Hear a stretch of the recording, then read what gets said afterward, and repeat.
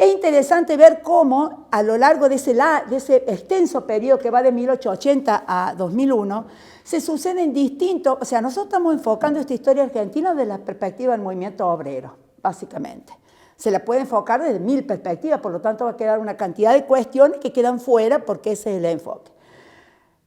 Pero uno puede ver claramente la sucesión en la Argentina de distintos modelos de Estado. Es decir, el modelo de Estado que se adopta o que prima en un determinado momento tiene un impacto directo sobre todas las cuestiones, fundamentalmente también sobre el movimiento obrero, que es lo que nosotros estamos viendo. Entonces uno podría marcar claramente, como para que nos ubiquemos en lo que hemos hablado y lo que vamos a hablar hoy, distintos modelos de gestión estatal. Un primer momento yo diría que va desde 1880, para relacionarlo con la generación de los 80, hasta la década de 1930, aunque hay diferencias marcadas con podríamos decir hasta el 16. ¿Qué modelo de Estado prima en ese periodo? Lo que nosotros desde la perspectiva de la cuestión social llamamos un modelo de Estado liberal presidente. ¿Por qué lo llamamos así? Lo llamamos así porque era un modelo del Estado liberal, eran los liberales del 80, europeizantes, positivistas que creían en el progreso indefinido, que insertaron a la Argentina en el modelo agroexportador, que trajeron inmigrantes, que expandieron la educación con la ley 1420, ¿sí? Pero que era prescindente en la cuestión social. Consideraba que, desde su perspectiva liberal, las leyes del mercado eran las que se encargarían de, digamos, en cierto modo, de arreglar estas cuestiones, y tuvo una actitud claramente represiva con respecto al movimiento obrero. Hoy vamos a hablar sobre ese periodo. Un segundo periodo de modelo de gestión estatal que se inicia con el radicalismo. No es que el radicalismo en el 10, ustedes saben que son del 16 al 30 están los gobiernos radicales, del 16 al 22 Irigoyen, ¿sí? Del 22 al 28 Alvear, y del 28 al 30 derrocado por el primer golpe de Estado Irigoyen. No es que los radicales planteen otro modelo de Estado, pero sí acontecen sucesos en ese periodo que tienen como consecuencia que el Estado tenga que tener una mayor capacidad interventora. Los radicales no plantean un cambio de la economía agroexportadora. Pero ¿qué sucede? Se encuentran con la Primera Guerra Mundial y entonces nosotros vamos a ver cómo el Estado, en la Primera Guerra Mundial, trae como consecuencia crisis al inicio de la guerra, ya vamos a explicar por qué, crisis al final de la guerra, la Primera Guerra del 14 a 18, y entonces el Estado se ve obligado a adoptar una serie de medidas y a intervenir en la cuestión social. Pero esa intervención, el radicalismo logra, en el radicalismo tenemos que hacer una diferencia muy grande entre lo que es Irigoyen y Alvear. Y eso explica que se termina dividiendo en personalistas y antipersonalistas y sean los mismos radicales los que apoyen el golpe que derroca Irigoyen en 1930. Digo, Irigoyen obtiene el poder político, pero el poder económico es otro, está en otras manos. Por eso decimos que el poder político, obtener el poder político, no es obtener el poder en un Estado, es obtener una parte del poder. Y entonces ahí vamos a ver una actitud como contradictoria con respecto al movimiento obrero, fundamentalmente en la persona de Irigoyen, ¿no? En la crisis del 30 marca un quiebre muy profundo en cuanto al modelo de Estado. ¿Por qué? Porque la crisis del 30 impacta, ustedes saben, en todo el mundo. ¿Sí? La quiebra de la bolsa de Wall Street hace que los países adopten políticas claramente proteccionistas, cierran fronteras, comprar a quien nos compra, es el lema de Gran Bretaña, que era nuestro principal socio comercial.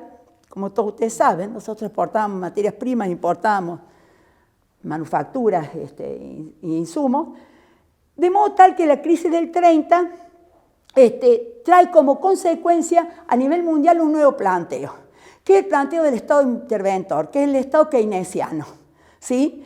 Keynes sostenía que la solución a esa crisis consistía en ampliar la capacidad de consumo en el mercado interno, garantizar el pleno empleo y que se iba a hacer, entre otras cosas, ¿no? Y que se iba a hacer la forma de salir de esta crisis, ¿no? De modo tal que en el 30 nosotros vamos a ver, respecto de nuestro país y respecto de lo que nos interesa, que es el movimiento obrero, no en la primera parte, porque el golpe de Uriburu es fuertemente represivo, como ya lo vamos a ver, pero en la segunda parte, a partir de justo, la adopción de una serie de medidas que tienen que ver con este Estado interventor. Es decir, con un Estado que interviene en el mercado, porque eso que nosotros vemos en el peronismo, que es el IAPI, ya existía con las juntas reguladoras que había creado Justo, con otro sentido, pero ya existía. Vamos a verlo también porque el Estado necesariamente tiene que intervenir por los altos índices de desocupación, ya vamos a ver que origina la crisis, o sea, vemos un modelo de Estado interventor, que se transforma con el peronismo en lo que nosotros llamamos Estado benefactor. Es decir, el modelo de Estado benefactor existe lo que quiero decir con esto es que no es que esto que estoy planteando se dé solamente en Argentina, es lo que acontece en diferentes partes en función de la situación de crisis. Esos tres modelos de Estado es lo que nosotros vamos a plantear hoy. En las clases anteriores, en los encuentros anteriores, bueno, vimos lo que pasaba después del 55. Cómo el orden institucional se veía absolutamente interrumpido por una sucesión de golpes de Estado, los primeros de muy corta duración, 30, 32, 43, 46, 57, 58, me refiero a la duración de los gobiernos de facto. Pero los dos últimos que plantearon una transformación, que fueron el golpe de Onganía, 8 años, del 66 al 73, con la proscripción del peronismo, que es lo que nosotros vimos, y el golpe de la última dictadura militar del 76 al 83, ¿sí? Y eso que nosotros institucionalmente y al modelo de Estado y a la continuidad le trajo consecuencias catastróficas, la inestabilidad, que es lo que vimos nosotros en lo anterior. Entonces, lo que yo me voy a dedicar ahora es hablar de estos tres primeros periodos, 80-30, ¿sí? ¿Qué pasa en la década del 30 y qué pasa con el peronismo desde la perspectiva del movimiento obrero? ¿Qué pasa a nivel nacional y qué pasa en Córdoba? Porque normalmente, si bien hay paralelismos, cada provincia tiene su particularidad. Sobre todo en este periodo en que nosotros tenemos provincias, pero tenemos gran parte del territorio que constituye los llamados territorios nacionales, que recién Perón, con el peronismo, van a dejar de ser territorio nacional y van a pasar a ser provincias. Digo esto por las huelgas de la Patagonia, las huelgas del Quebracho, ¿sí? Que son las que nosotros vamos a ver acontecen en los territorios nacionales, las decisiones las toma el presidente de la Nación, que era el que... Entonces, eso es lo que nosotros vamos a ver hoy, ¿no? Vamos a intentar plantear y por ahí, y nos faltaba de la clase anterior el menemismo y el angelosismo y el maestrismo en Córdoba, que no sé si llegamos hoy, capaz que en el último encuentro, que es el que es destinado a mujeres, lleguemos a plantear eso, ¿no? Sería interesante porque la contraparte entre lo que es el primer peronismo y lo que es el menemismo es realmente impactante, ¿no? La diferencia. Bueno, vamos a empezar. Lo primero que hay que tener en cuenta es, normalmente en el imaginario existe la idea de que el movimiento obrero realmente aparece, se fortalece y tiene mucha presencia, tanto a nivel nacional como en las provincias, con el peronismo. Y nada más alejado de la realidad. Nosotros tenemos un movimiento obrero extremadamente temprano, muy temprano. Estoy hablando de la década del 90, a nivel nacional, del 80, del 70. Ya en el 70 se funda, los franceses fundan en Buenos Aires en 1872 la primera internacional, ¿sí? Una organización, el Q-Boulevard, que estaba relacionada, ustedes saben que hay 3 internacionales, la primera, la segunda y la tercera. Sí, lo que me interesa destacar, tenemos un movimiento obrero temprano y muy organizado, ¿sí? Y liderado por diferentes corrientes, que si tenemos tiempo después me voy a detener en cada una de ellas. Pero ¿cuáles eran las corrientes que lideraban el movimiento obrero? La más temprana, la de mayor extensión a nivel nacional, tuvo que ver con el anarquismo, ¿sí? La segunda fue el socialismo. En la década finales de la década del 20 y parte de la década del 30, el primer quinquenio, el sindicalismo, que también actuó durante toda la década del 30, y el comunismo, que es muy fuerte a nivel nacional y en Córdoba en la década del 30, justamente en los gremios de la industria. Porque la crisis del 30, díganme si en alguna parte necesitan que aclare algo, la crisis del 30 tiene enormes consecuencias negativas, pero la positiva, digamos, para decirlo de algún modo, es que al no poder exportar, no podemos importar y por lo tanto se desarrolla la industrialización por sustitución de importaciones y hay un fuerte crecimiento para abastecer al mercado interno. Entonces, a nivel nacional, nosotros tenemos ya que en la década de 1890 tenemos un movimiento obrero bastante extendido, por lo menos en las grandes ciudades. Fíjense ustedes que la primera conmemoración del 1 de mayo se hace justamente en 1890, a nivel nacional, en Buenos Aires, y en 1891 en Córdoba, es decir, tempranamente, esas conmemoraciones que recuerdan a los mártires de Chicago, ¿no? ¿Por qué tenemos una expansión tan notable? Porque nosotros tenemos una inmigración realmente impactante. Somos el país de América Latina, no el que recibimos de América, no el que recibimos la mayor cantidad de inmigrantes, sino básicamente el país en el cual la inmigración tuvo un mayor impacto. ¿Por qué digo esto? Porque nosotros teníamos, según el censo de Sarmiento, en 1869, es el primer censo Sarmiento, la presidencia de Sarmiento, no se censa todo, pero aproximadamente 1.700.000 habitantes. Hay que tener en cuenta que llegan 3 millones de inmigrantes al país. Por lo tanto, el impacto de la inmigración es decidido, si bien no todos se quedan, porque hay distintos tipos de inmigración, también hay una fuerte inmigración golondrina, después a lo mejor si les interesa hablamos, pero digo, esa llegada masiva de inmigrantes es lo que permite el desarrollo del anarquismo. ¿Por qué? Porque el 80% de los que llegan son italianos y españoles, y en Italia y España son 2 de los países europeos donde el anarquismo ha tenido mayor expansión. Entonces estos inmigrantes ya llegan imbuidos, ¿no?, de estas doctrinas europeas y de estos hábitos de lucha. La primera huelga general de nuestro país va a ser en 1896. ¿Y quién la declara?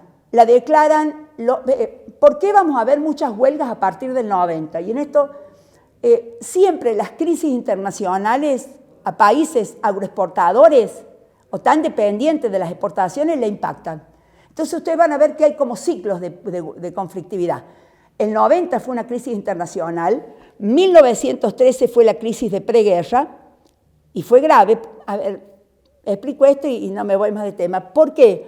Porque nosotros no teníamos una marina mercante propia, de modo tal que no teníamos barcos para exportar nuestra producción. Y a la vez los europeos, en el contexto de la guerra, de la preguerra y la carrera armamentista, restringen la exportación de insumos y manufacturas de las que nosotros dependíamos. Entonces nosotros vamos a tener una crisis en el 90, una crisis en el 13-14, otra crisis grande en el 17-18, que es el 1918-1922, que es la crisis de posguerra. Y si ustedes se ubican, son los años de las grandes protestas obreras, estos, ¿sí? Salvo la crisis del 30, que es tan impactante que junto con el golpe desactiva la capacidad de protesta. Fíjense ustedes lo que yo les decía de la cantidad de extranjeros. En 1895 se hace un censo. Nosotros tenemos el censo de 1869, el de 1895, el de 1914 en este periodo, ¿sí? Hay otros censos industriales y agrícolas en 1935 y 8 y el de 1947. Miren lo que dice el censo de 1895. Argentina tenía 3.955.000 habitantes, el 40% era extranjero. Y en 1914, con 8.745.000 inmigrantes, el 50% era extranjero en las ciudades, ¿sí? No solo crece la Argentina en este periodo a nivel, digamos, de exportación, estos inmigrantes, ¿a qué se van? Nosotros tenemos en nuestro país, por una errada política de distribución de tierras, nosotros tuvimos una extremadamente errada política de distribución de tierras. Cuando llega la inmigración masiva a nuestro país, las mejores tierras de la pampa húmeda ya están repartidas. Ustedes saben que el Estado Nacional se desprende de la tierra como un modo de recursos entre los sectores cercanos al Estado Nacional. Pensemos, por ejemplo, en la campaña del desierto. También se otorgan una enorme cantidad de tierras a inversionistas extranjeros, me refiero al caso de los ferrocarriles o las explotaciones forestales necesarias para los ferrocarriles y el tanino. Digo, esa política de distribución de la tierra errada que termina con grandes latifundios es la que explica que la mayor parte de los agricultores, según el censo del 14, ahora no me acuerdo el porcentaje, pero era un porcentaje altísimo, superaba el 60, el 70%, el 70% de los agricultores en nuestro país, el censo del 14, son arrendatarios. Esos inmigrantes no se pueden convertir, el mismo Sarmiento decía que habíamos tenido la peor política de distribución de la tierra y que los inmigrantes que llegaban acá no tenían dónde establecer sus petates, decía Sarmiento. De modo tal que esos inmigrantes se urbanizan. Nosotros tenemos un temprano tema de macrocefalismo, ¿no? De macrocefalismo de Buenos Aires, pero que se va a replicar también en el interior. Y este arrendamiento, ya vamos a ver la situación grave que atraviesan esos arrendatarios, me estoy yendo de tema, pero no importa, hace que esos arrendatarios terminen en una gran rebelión que todos ustedes conocen, que es la rebelión, el grito de Alcorta, el famoso grito de Alcorta de 1912, que es una fuerte rebelión de los arrendatarios, porque los arrendatarios les arrendaban por poco tiempo, los arriendos eran sumamente caros. Piensen en esos primeros arrendatarios. Tenían que poner la mano de obra, tenían que poner la semilla, se endeudaban con las casas cerealeras de la campaña, ¿sí?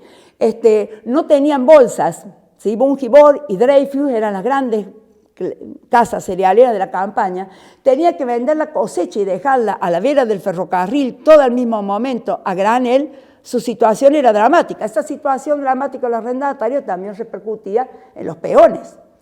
La situación de los peones, ya voy a leer un texto muy interesante de un análisis que hace un periodista de La Voz del Interior del año 20, donde dice quién es el verdadero culpable de la crisis del agro, ¿no?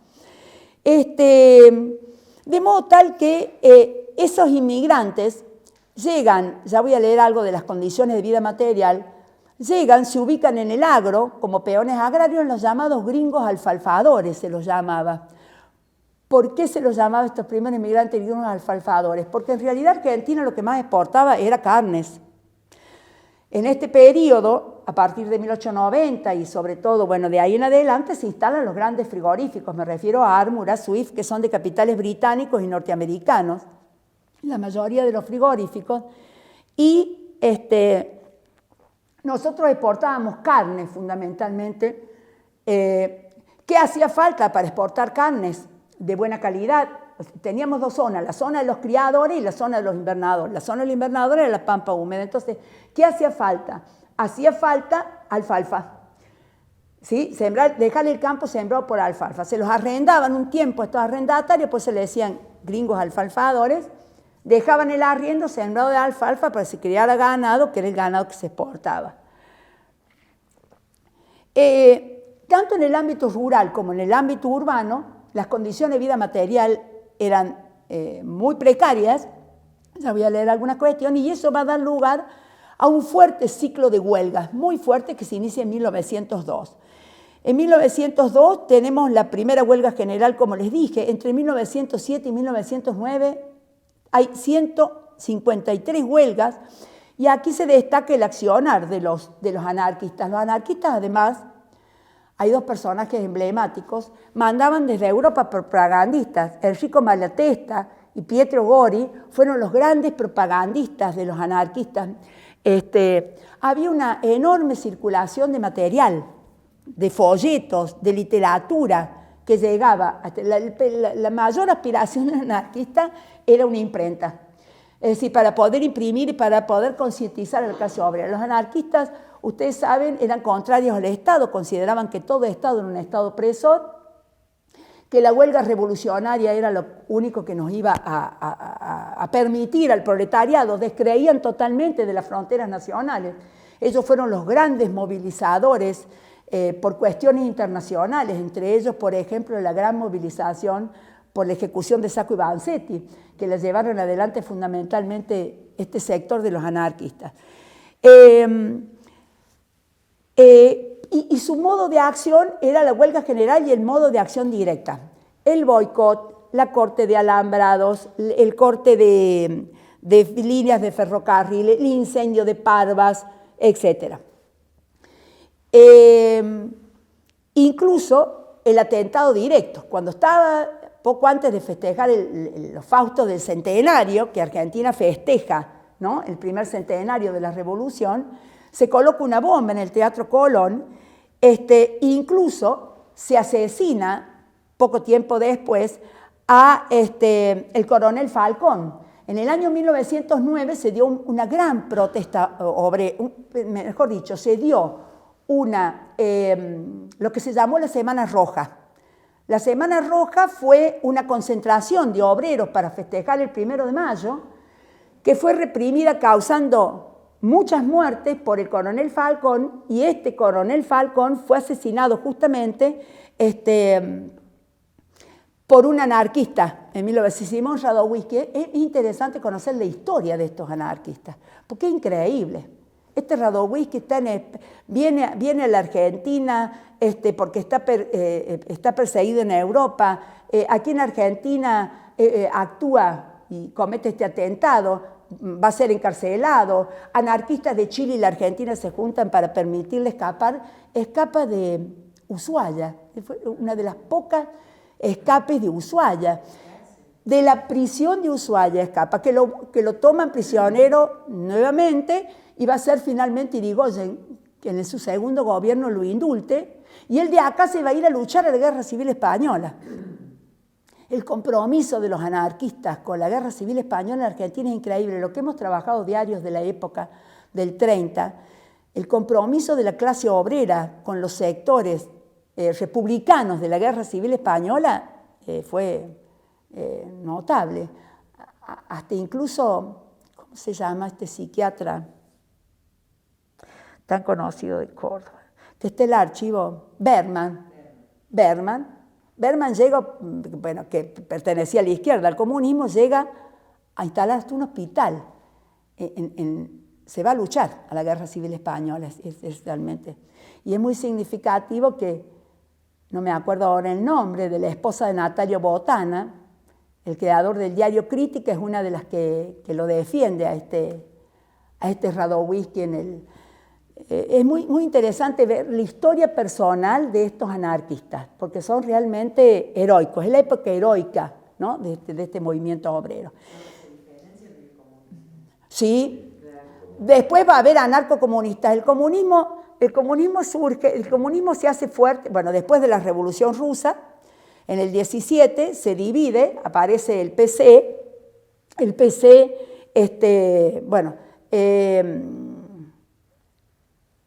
va a tener mucho peso. En esta época no existe, no lo vemos actuar.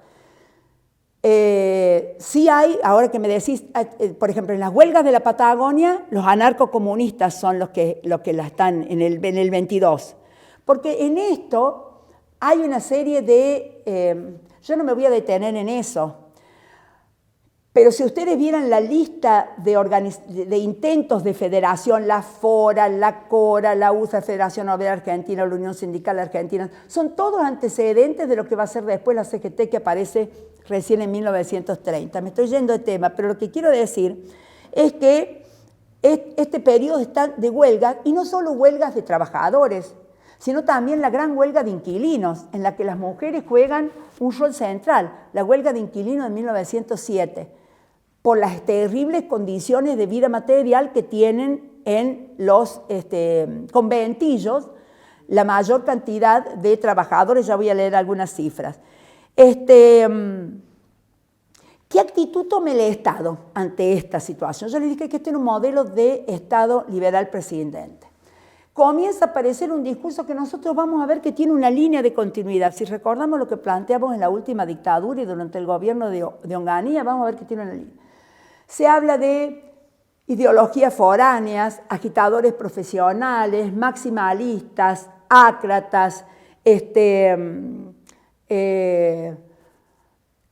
hay una serie de términos que se repiten permanentemente en la prensa, y a la clase dirigente tiene un marcado temor, esa misma clase dirigente que atrajo a los inmigrantes y que después discursivamente se separó de los inmigrantes y se ubicó como el sector de los verdaderos, de los criollos, ¿sí? Claro, sí, claro, más que aquellos que tenían una raigambre criolla, española, ¿no? Estamos en la época también del hispanismo, estamos en la época de, poquito tiempo después va a venir el integrismo católico. Ustedes imagínense que en esta clase dirigente comienza a haber un enorme temor respecto de estos extranjeros disolventes que están alterando el orden social en una Argentina que ha crecido enormemente. Pues si uno ve los números, no los voy a desarrollar acá, del crecimiento económico de la Argentina son realmente impactantes. Pasamos de 3.000, para un solo número, de 3.000 a 33.000 kilómetros de vías férreas, chicos, en este periodo. De 3 a 33. O sea, es un crecimiento ciclópeo de áreas sembradas. Pero ese crecimiento se hace, digamos, con estas consecuencias también. Entonces, ¿qué va a pasar? El Estado toma una actitud, básicamente, que es la actitud represiva. Hay dos leyes, la Ley de Residencia del año 1902, que viene de un proyecto de Miguel Cané, y la Ley de Defensa Social, son las dos leyes por las cuales se establece que todo extranjero que altere el orden tiene que ser arrestado y tiene que ser deportado. La deportación, los otros, la xenofobia, y aparecen también muy tempranamente. Después la vamos a ver actuar mucho en la Semana Trágica y después en la década del 30, con otros nombres, pero es la misma, la Liga Patriótica Argentina. ¿Qué son estas organizaciones como la Liga Patriótica? Son organizaciones patronales, armadas, conformadas por miembros de la élite, se hace en todo el país, acá en Córdoba la vemos actuar también en la Liga Patriótica Argentina. Son organizaciones civiles, no son ni militares ni policiales, no son estatales, son civiles, armados, que cuentan entre sus filas también con sectores militares y algunos con miembros de la iglesia, de la misma iglesia, miembros me refiero a laicos, ¿no? De la iglesia, y que se dedican a accionar cuando hay huelgas, con los rompehuelgas. Y rompehuelgas se llamaba grupos de choque que intentaban romper la huelga, o con crumiros, que era muy común en esa época que cuando había una huelga grande se reemplazara a los trabajadores que estaban en huelga. Esto era una práctica común. Entonces digo, hay por una parte una actitud totalmente represiva y por otra parte se crea en 1907 el Departamento Nacional del Trabajo, que es la primera institución. Y ese Departamento Nacional del Trabajo, desde el Departamento Nacional del Trabajo, no antes, hay un proyecto de Joaquín B. González, muy extenso, de hacer un código de trabajo. Es decir, un código de trabajo, el proyecto es rechazado. Y hay un informe que es interesantísimo, es significativo, que es impresionante la cantidad de estadísticas que hay sobre esta época, porque ¿qué hace el Departamento Nacional del Trabajo? Releva, estudia, analiza, pero no hay una intervención del Estado, ¿se entiende? Concreta en el conflicto. Y hay un informe muy interesante que es el de Viale Masse. Viale Masse, digo así porque es un libro, se ha reeditado, y hace un informe que vale la pena alguna vez leer. Él recorre todo el país para ver las condiciones de trabajo, desde los ingenios azucareros hasta las explotaciones de algodón en el Chaco, los obrajes, y hace un informe espeluznante acerca de las condiciones de vida material que tienen los trabajadores a lo largo y a lo ancho del país. Ese informe lo hace, creo que y debe ser 1904, 5 más o menos. ¿Qué pasa? ¿Hay legislación? Sí, se dan algunas tímidas leyes en esta primera etapa, como son la ley que fija la jornada limitada de trabajo en 8 horas, la ley de protección a la mujer, las mujeres y los menores, pero la capacidad de fiscalización es inexistente. Es absolutamente inexistente. ¿Qué pasa con el anarquismo, con el radicalismo? Yo no he hablado del orden político, porque ustedes saben que el orden político de la generación del 80 es un orden político de exclusión. Hay fraude electoral, hay un solo partido importante que es el Partido Autonomista Nacional y hay un liderazgo muy fuerte de Julio Argentino Roca. en la mayor parte de este periodo, y surge en la Revolución del Parque, en el 90, la Unión Cívica Radical. La Unión Cívica Radical es el primer partido orgánico que llega a tener alcance nacional. Es el primer partido que se estructura como un partido moderno. Hay otros que han surgido, sí, en 1895 Juan B. Justo ha fundado el Partido Socialista, pero el Partido Socialista va a tener alcance fundamentalmente en Buenos Aires, en capital. Nunca va a ser, porque el socialismo, ya que hablé del anarquismo, el socialismo es un partido fundamentalmente de clase media y de intelectuales. Los socialistas le dan mucha mayor peso al partido que al sindicato, descreen de la huelga revolucionaria y básicamente creen en el trabajo parlamentario. Es decir, los socialistas van a bregar para que los obreros se nacionalicen, porque ustedes saben que gran parte de esos inmigrantes, por lo menos los que llegan, y algunos hasta la primera generación, bueno, los de la primera generación, estoy diciendo la burrada, obviamente porque nacen acá, pero gran parte de esos inmigrantes no se nacionalizan. Entonces el Partido Socialista es reformista, ¿sí? No es revolucionario y no alcanza fuerte arraigo, salvo en gremios tradicionales como por ejemplo los ferroviarios, que prestan una fuerte adhesión al socialismo, muchos de ellos también al radicalismo,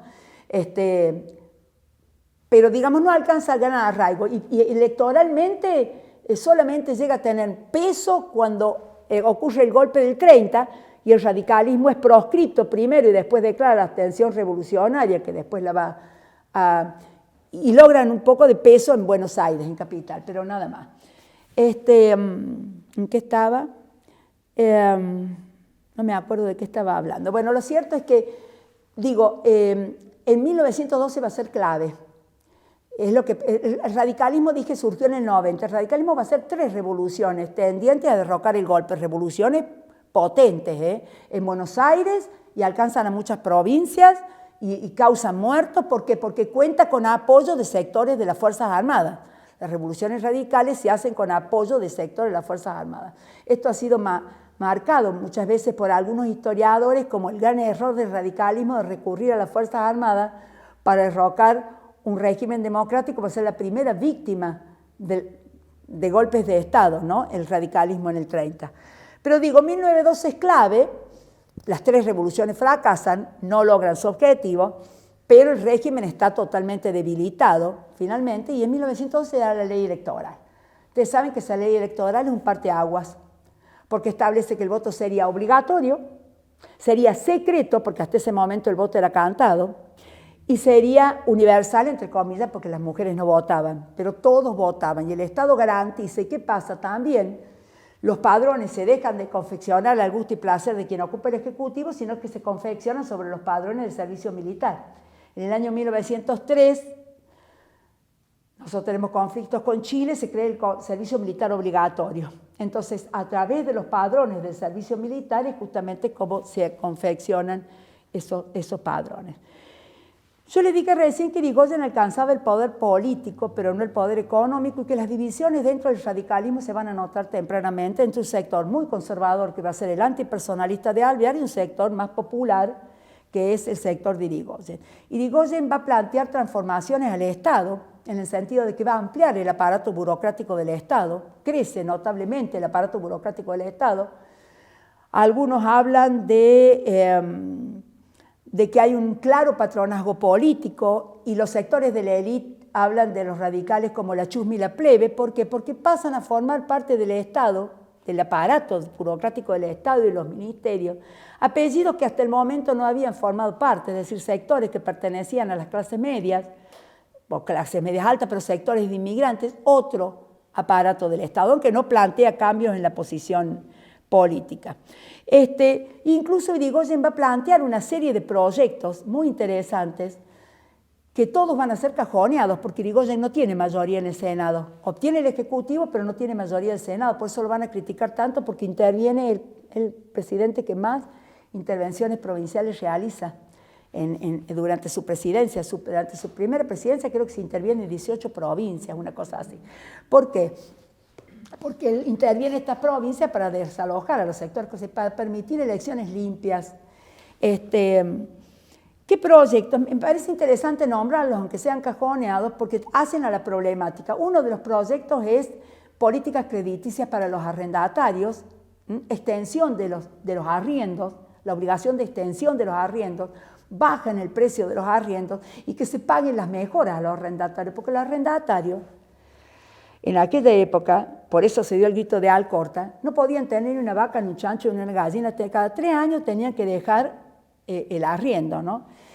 Otro de los proyectos interesantes va a ser de los impuestos a los ingresos personales, que para la época era toda una novedad. El control de las tarifas de los ferrocarriles. Nosotros pagábamos todos los ferrocarriles que nosotros teníamos. Bueno, en algún momento las líneas férreas empiezan a ser del Estado, pero los 700 kilómetros de la línea férrea, eso se vende a compañías británicas y pasan a ser de compañías británicas la mayor parte de las líneas férreas. Y nosotros pagábamos los pasajes, los montos por las cargas, altísimos. Justamente Irigoyen lo que plantea es un proyecto para controlar desde el Estado las tarifas que cobran los ferrocarriles. Y otro proyecto que tampoco se sanciona, pero que termina con la creación de YPF en 1992, que es el de nacionalización de la propiedad del subsuelo, que cuenta con fuerte oposición. No olvidemos que ya en el mundo las grandes compañías petroleras están extendiéndose por América Latina, estamos ya en el año 20. ¿Qué pasa con el movimiento obrero? ¿Qué hace Irigoyen con el movimiento obrero? Cuando él amplía las funciones del Departamento Nacional del Trabajo, rigen durante su gestión leyes importantes, la ley de 8 horas, la ley de descanso dominical, la ley de protección contra accidentes de trabajo, la ley de protección del trabajo de mujeres y menores, la obligación del pago de salario en moneda nacional, la prohibición de trabajo nocturno en panadería, son como las más importantes. Ahora, ¿qué grado de cumplimiento tienen esas leyes? Sigo insistiendo en esto, es extremadamente limitado, y no hablemos del interior. Y no hablemos menos de los territorios nacionales en este periodo. Entonces, su postura ante el movimiento obrero fue dual. ¿En qué sentido? En un sentido de que Irigoyen intervino, incluso personalmente, en las grandes huelgas de ferroviarios. Ustedes saben que los dos gremios más importantes eran los ferroviarios y portuarios, por una sencilla razón. Paraban los ferroviarios, no se trasladaba la cosecha ni las carnes, paraban los portuarios, no se cargaban. Entonces, ferroviarios y portuarios tenían un peso muy grande. Y en las grandes huelgas ferroviarias, las mayores huelgas ferroviarias se dieron en el año 17 en Argentina, y se dieron porque las compañías británicas, estamos en plena guerra, bajan salarios, despiden obreros, no realizan mantenimientos, se detiene la expansión, todo esto porque estaban en plena guerra. Eso por un lado, y imagínense ustedes que el costo de vida en ese periodo de la guerra aumentó el 100%, ¿sí? Es decir, había una situación muy compleja, que es lo que llevó a estos trabajadores a la huelga. Y las grandes huelgas de portuarios. Ahora, ¿qué pasó? Hubo tres huelgas, me voy a detener poco, pero son realmente impactantes, que fueron la de Semana Trágica, la de la Patagonia Trágica y la huelga del Quebracho, que demostraron una actitud sumamente represiva por parte del Estado ante la presión corporativa de los frigoríficos, de la sociedad rural argentina, de los ferrocarriles y de las grandes compañías explotadoras del Quebracho como la Forestal. Incluso más, el embajador norteamericano llegó a presionar al presidente de la Nación en el caso de la huelga de la Patagonia, y barcos de guerra estadounidenses y británicos estuvieron en la costa sur de la Argentina en las huelgas de la Patagonia. O sea, ¿cuándo se inician las huelgas? ¿Cuándo se inicia la Semana Trágica? La Semana Trágica, ¿dónde se da? En los talleres de Bárcena. Los talleres de Bárcena eran talleres metalúrgicos, era la mayor metalúrgica del país, los Bárcena. Habían sido fundados como en la década, no sé, 70, 80. Son los mismos Bárcena de Krieger Bárcena, ¿no? de los Bárcena. Habían sido fundados en esa década y tenían terribles condiciones de trabajo. Pensemos lo que constituye un taller metalúrgico en la zona de fundición y más. ¿Qué pedían esos obreros? Esos obreros pedían dos cosas: mejoras en las condiciones de trabajo, reconocimiento de las organizaciones gremiales. Quiero aclarar que hasta la década del 40 el Estado no otorga reconocimiento a las organizaciones gremiales. No hay un reconocimiento que les dé personería jurídica a las organizaciones gremiales y les permita firmar convenios colectivos con la empresa. No existe. Entonces ellos piden reconocimiento de las organizaciones gremiales, mejoras en las condiciones de trabajo y aumentos de salario. Estamos en el año 18. Ha acontecido la Revolución Rusa. Y si había temores de los ácratas, maximalistas, rojos, etcétera, etcétera, estos se agudizan enormemente con la Revolución Rusa de 1917, de modo tal que vamos a ver cómo en esta represión de la Semana Trágica no actúa solo el Estado, sino que actúa también la Liga Patriótica Argentina. Lo voy a sintetizar. En esas protestas que se extienden mucho antes de la Semana Trágica, porque la Semana Trágica más o menos trabajaban unos 2.500, 2.700 obreros en los talleres Bárcena.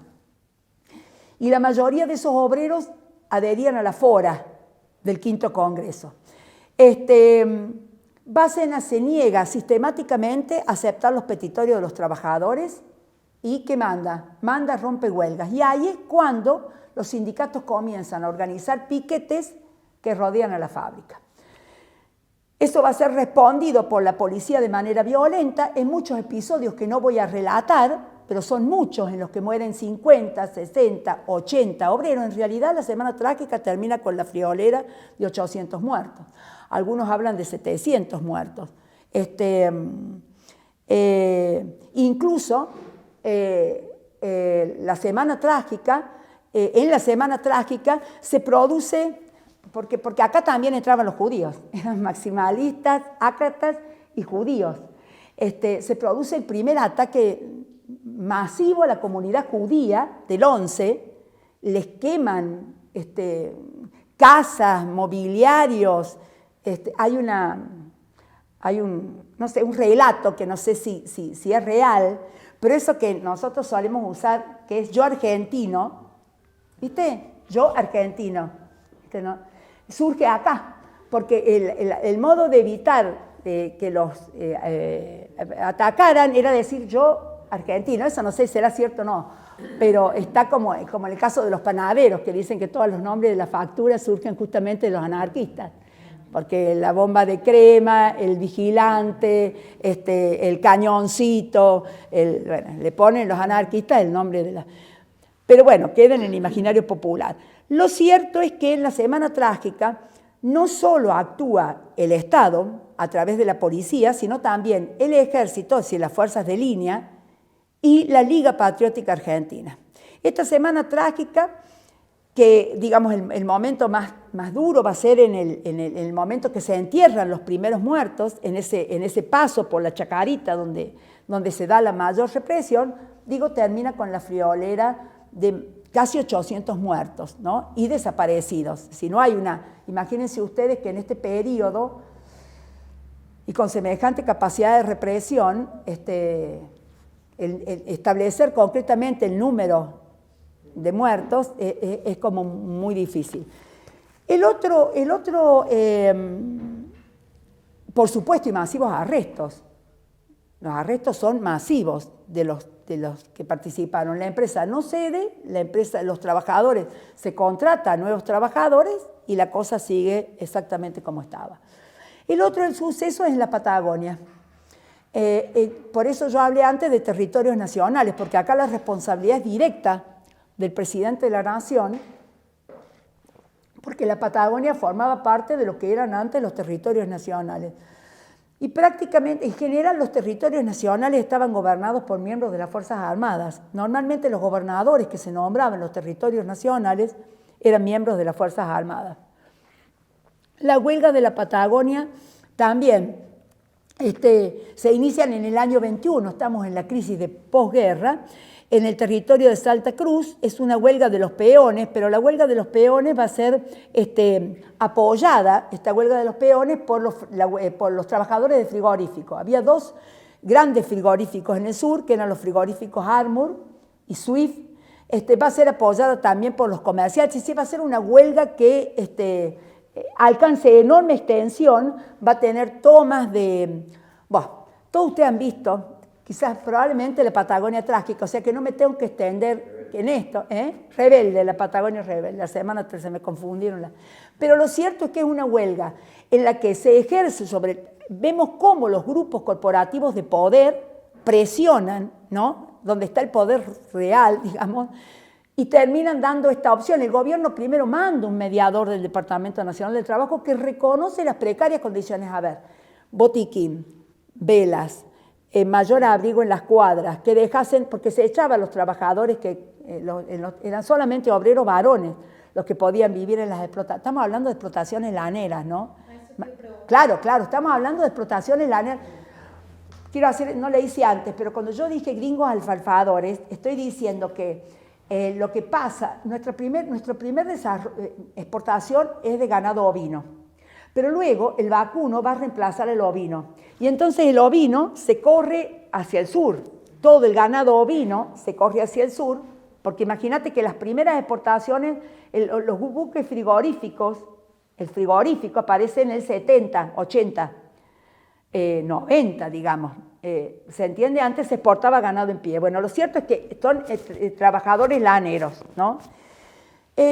Bueno, aquí la represión va a ser por parte del coronel Varela terrible, y así como le había pasado a Falcón en 1909, Varela también va a ser asesinado por un anarquista. Lo matan un año después de los sucesos de la Patagonia, en 1923, lo matan con una bomba, un anarquista, que ahora no me acuerdo el nombre, lo mata con una bomba y le pega 4 tiros. Y le pega 4 tiros porque era simbólico, porque él decía 4 tiros a cada uno. ¿Cuántos muertos hay en la Patagonia? Bueno, eso no se terminó nunca de dilucidar. ¿Por qué? Porque habría muchos obreros chilenos que trabajaban en la Patagonia, muchos inmigrantes. Bueno, fueron justamente el anarcosindicalismo y el anarcocomunismo los que lideraron la movilización. Se calcula aproximadamente, algunos hablan de 1.500, otros hablan de 2.000, y además los cuerpos se quemaron. Y el último es la forestal, los conflictos en la forestal. La forestal era una empresa británica que exportaba quebracho, porque el quebracho se usaba para el tanino, para tratar los cueros, y se usaba para las vías férreas. La forestal tenía solamente en la provincia de Santa Fe 2.500.000 hectáreas, solamente en la provincia de Santa Fe, esta empresa que era la de la forestal. Las condiciones de vida y de trabajo de los trabajadores de la forestal también eran terribles. Uno tiene que tener en cuenta que la cesión de tierras por parte del Estado fue realmente dramáticamente errada, digo, para agregarle algo a la palabra errada. Porque nosotros tenemos que a estas empresas británicas no solo se le daba una legua a cada lado de la vía, de la extensión del ferrocarril, sino que además se les daban estas enormes extensiones, porque había una concatenación entre las empresas ferroviarias y estas explotaciones del tanino y del quebracho, etc. El regimiento 12 de infantería fue el que reprimió, y la represión fue también absoluta. Yo no tengo cifras de muertos en las huelgas del quebracho, no tuvieron en ese sentido el peso que tuvieron en las huelgas de la Patagonia ni la Semana Trágica. Y a esto tenemos que sumar algo que ha estado en los medios de información ahora, ¿qué pasó con los habitantes originarios, ¿no? ¿Qué niveles de represión hubo, por ejemplo, en la gran matanza de Napalpí, que ahora acaban de terminar el juicio? Un juicio que, fíjense ustedes, todos esos indígenas eran explotados en los ingenios azucareros de Ledesma. Yo voy a leer una partecita de esto, porque dice, bueno, ni hablar de la campaña al mal llamado desierto. Nosotros teníamos 60.000, se calcula la cantidad de habitantes en el sur. Ustedes todos saben en lo que terminó, ¿no?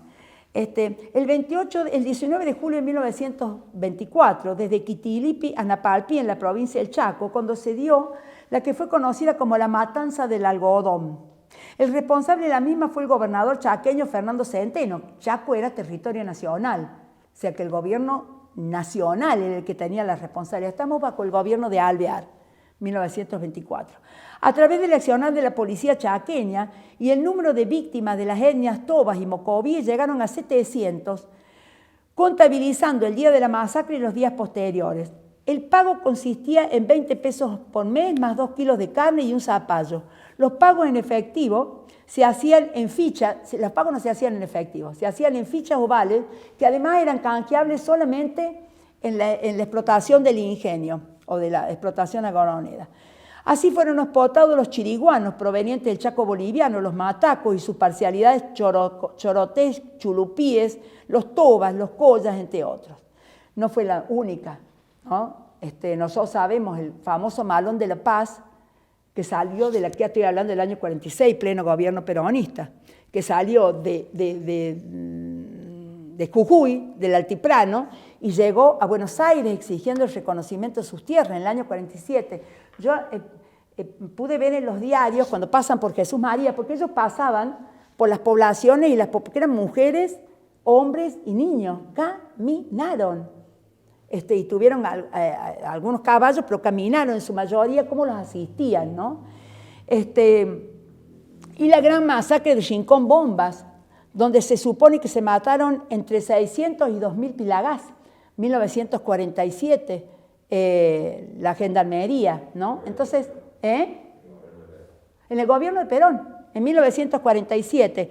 En 1947 se produjo la masacre de indígenas en Rincón Bomba, cerca del pueblo de Las Lomitas, por parte de Gendarmería Nacional, que asesinó un número indeterminado de hombres y mujeres y niños pilagá. Esos indios pilagá habían estado trabajando en los ingenios azucareros de San Martín y del Tabacal y habían caminado casi la friolera de casi 400 kilómetros y en un momento determinado el estado de hambruna, ¿sí? Empezaron a pedir cerca de un puesto de gendarmería asistencia y bueno, los cazaron prácticamente durante 2 semanas. Ese va aproximadamente el número. O sea que cuando nosotros hablamos de... Claro. La primera intervención que hacen gendarmería. Claro, porque tenés razón. Sí, en un estado de... Porque hay todo un tema, es como largo, muy interesante ver este tema. Y bueno, como el bautismo de fuego de la aviación, decíamos los otros días, no fue Malvinas, fue el bombardeo de la Plaza de Mayo. No, las muertes eran concretamente para disciplinar y además, digamos, a ver, uno no puede entrar en las lógicas, pero evidentemente sí tenían un carácter disciplinador para evitar nuevos movimientos, nuevas... la matanza de Rincón Bombas es muy significativa, muy interesante de leer. No voy a llegar al peronismo si no me apuro. ¿Qué quiero decir? Con el 30, ¿qué pasa? El 30 empieza, como todos ustedes saben, con el gobierno de Uriburu. El gobierno de Uriburu, el golpe de Estado, 1930-32, una política sumamente dura con el movimiento obrero. Es una política en que se aplican las leyes de deportación de extranjeros en una forma impresionante, represión a los sindicatos, arresto. Es la época que se empieza a usar la picana, que justamente es el hijo de Leopoldo Lugones, que la familia Lugones es muy particular. El padre empezó siendo socialista, después fue el que escribió La Hora de la Espada. El hijo, que fue jefe de policía de la provincia de Buenos Aires, y la hija y la nieta sería de Lugones, que fue montonera. ¿Te acuerdas que hay toda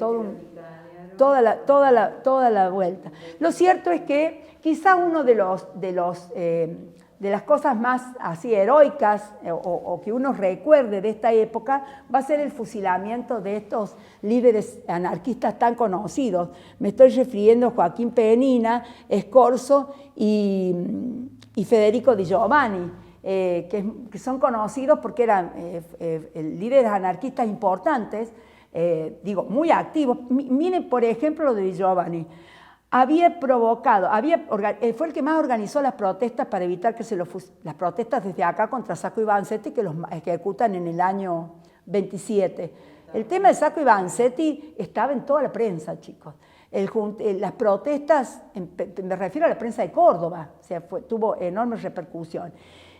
Él llevó adelante la voladura del Citibank en 1927, la voladura del Banco Boston en el mismo año 27, todas, digamos, acciones que tenían que ver con esta oposición a Estados Unidos, la voladura de la Embajada de Estados Unidos, también le puso una bomba, pero no eran bombitas, era voladura.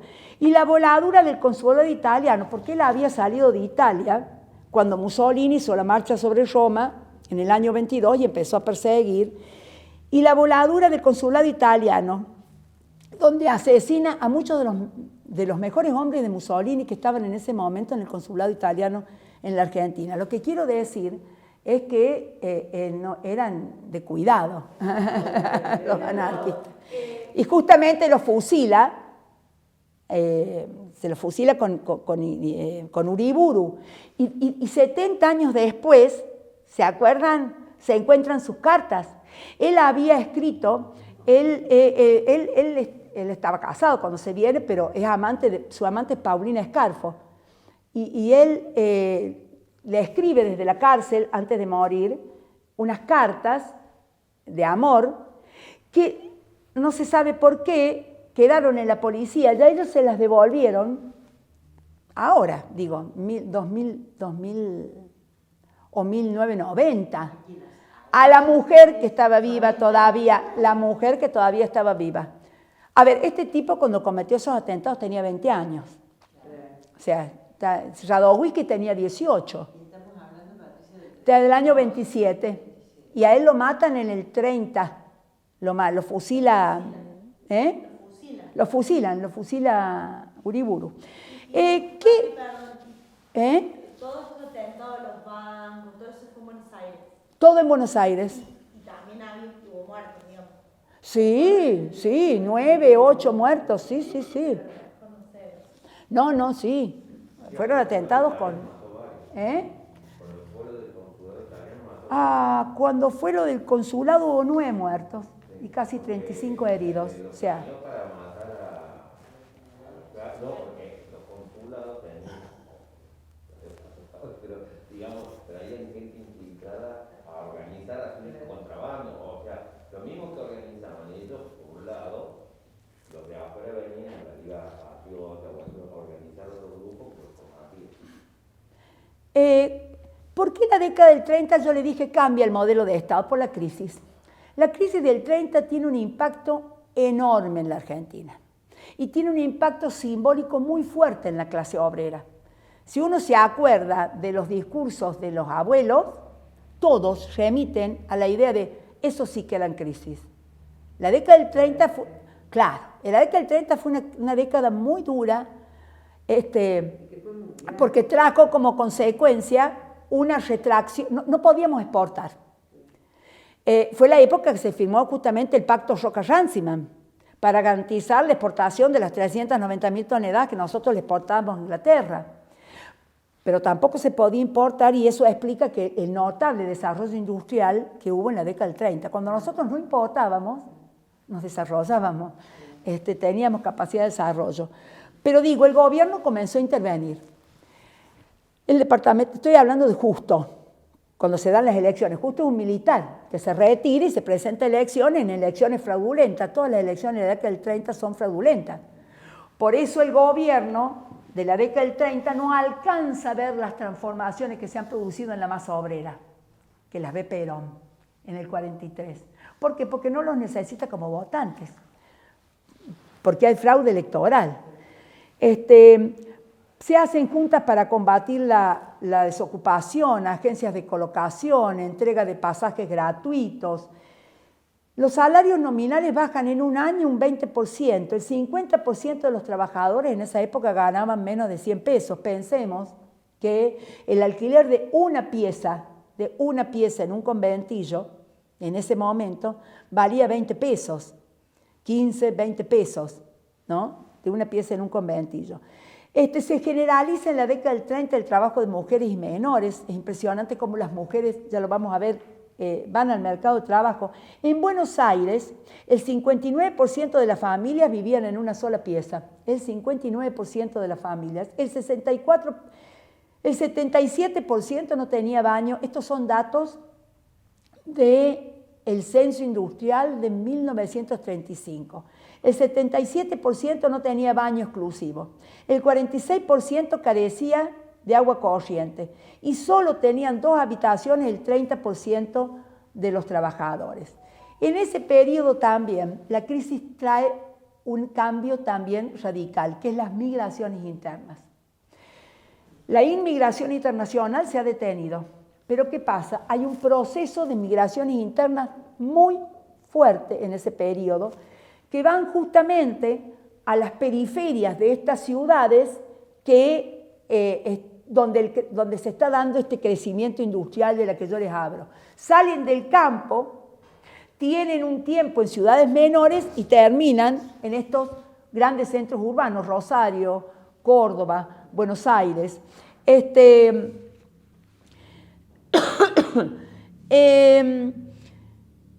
Fíjense ustedes, en 1945, el 25% de las personas que residían en Capital no habían nacido ahí. ¿Cuáles fueron las provincias que aportaron más migrantes? Durante mucho tiempo se creyó que todos estos inmigrantes, lo que van a llamar después cabecitas negras, porque eran diferentes físicamente de lo que había sido la primera inmigración italiana, estos inmigrantes se creía que venían de las provincias estructuralmente pobres. No, fueron migrantes. Muchos de esos migrantes provinieron también del interior de Buenos Aires, de Córdoba, de Santa Fe, que pasaron a áreas urbanas, ¿sí? Pero también recibieron, ¿sí? Estas provincias, pero hubo provincias estructuralmente pobres que vieron migrar a la mayoría de su población económicamente activa. Fíjense, en San Luis migraron, se fueron, el 35% se calcula de la población económicamente activa. En La Rioja el 42% de la población económicamente activa y en Catamarca el 35%. ¿Sí? Y eso agudizó el fenómeno de la urbanización. En 1914 el 53% de la gente vivía en ciudades, pero en 1945 esto había aumentado al 62%. ¿Sí? Buenos Aires, yo les leo estas cifras porque son muy significativas. Entre 1914 y 1936 recibía 66.000 nuevos migrantes por año.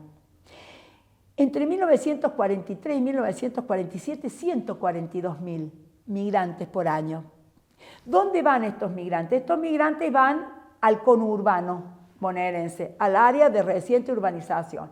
Hay un cambio, así como los primeros inmigrantes extranjeros fueron a parar a las villas, ¿sí? A los conventillos, y el área céntrica, que eran esos conventillos que habían sido abandonados en la fiebre amarilla del centro, estos migrantes van al área. En general, estos migrantes carecen de tradición sindical y también carecen de una identificación con un partido político. Eso hace que Germán, ya voy a hablar de las interpretaciones del peronismo, hable de ellos como una masa en disponibilidad, en función de que no tenían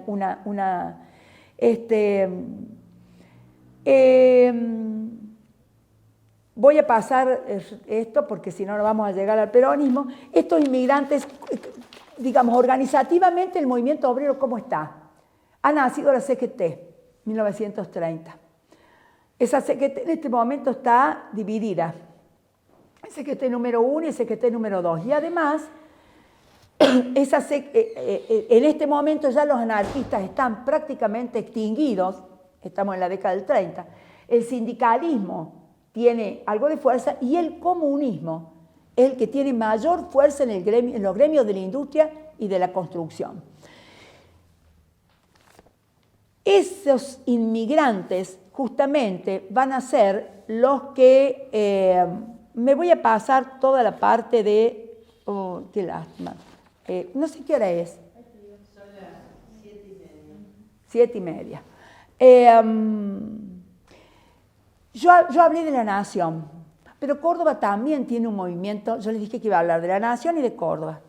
Con la Nación llegó el 43. Digamos, esos inmigrantes justamente van a ser los sectores con los que Perón conforme tempranamente su capital político, desde la Secretaría de Trabajo y Previsión, que ocupa en 1943. ¿Sí? Cuando se dan las elecciones del 46, Perón ya tiene construido su capital político. ¿Qué pasaba en Córdoba en todo este periodo? Bueno, también un desarrollo temprano del movimiento obrero. Yo les dije recién, 1891, primer acto del 1 de mayo, grandes rebeliones de los obreros. Hay una que es muy significativa, que son los de los trabajadores del barrio de Miguel Crisol, que se enfrentan con picos y palas a la policía y son fuertemente reprimidos. Las primeras organizaciones que aparecen en Córdoba son los de los tipógrafos y después las de los panaderos. Los tipógrafos se explica, ustedes saben el impacto que tenía en la salud, el trabajo de los tipógrafos era sumamente tóxico. Pero también las huelgas ferroviarias. Córdoba estaba atravesada por 5 líneas ferroviarias. En ese periodo, el ferrocarril Central Norte, el ferrocarril Rosario, el del Sur, bueno, no me acuerdo el nombre de los otros, pero digo, tanto los foguistas, tanto la Fraternidad como la Unión Obrera Ferrocarrilera, que eran los dos sindicatos que nucleaban a los trabajadores de ferrocarriles, el primero a los trabajadores de... bueno, vamos a pasar todo esto. También tempranamente crecen en Córdoba el socialismo, que había sido fundado a nivel nacional. Yo les dije recién que Leopoldo Lugones crea el primer centro socialista obrero internacional y el primer sindicato estable de Córdoba de los panaderos. Los panaderos fueron un sindicato sumamente fuerte, sumamente estable y además con una... Protestaban los panaderos y teníamos un problema. La gente se quedaba sin pan, que constituía un elemento esencial en la dieta. Y aparte hay algo que no dije, que es lo que caracteriza a todos estos movimientos obreros, que es la enorme solidaridad. Había un enorme grado de solidaridad gremial. Decretaban una huelga los braceros, se unían a la huelga, porque ustedes tienen que pensar que había braceros, que eran los que recogían la cosecha, había los hombreadores, estaban los calleros, que eran los que llevaban en el carro el cereal hasta... Y los ferrocarriles, y se unían los portuarios. El grado de solidaridad cuando las huelgas eran muy largas era realmente importante. En Córdoba también el avance... Córdoba tiene una inmigración tardía, es decir, las primeras organizaciones obreras tienen como un carácter criollo en la década de los 80, 70, 80. Pero después la inmigración llega con peso en Córdoba, muchos de ellos llegan como producto de la inmigración de Santa Fe a los departamentos del sudeste.